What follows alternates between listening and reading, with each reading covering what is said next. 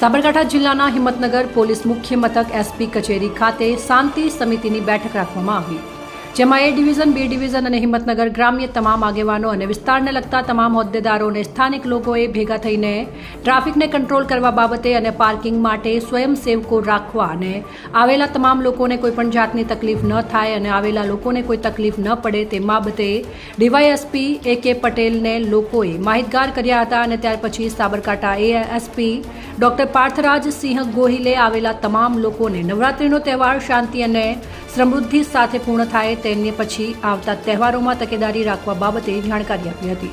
આ કાર્યક્રમમાં એ અને બી ડિવિઝન તેમજ ગ્રામ્યના પીઆઈ હાજર રહ્યા હતા. તમામ લોકોને શુભકામનાઓ પાઠવી હતી. ઇલિયાસ મંસૂરી સાથે શોએબ સૈયદ, સાબરકાંઠા ન્યૂઝ 24.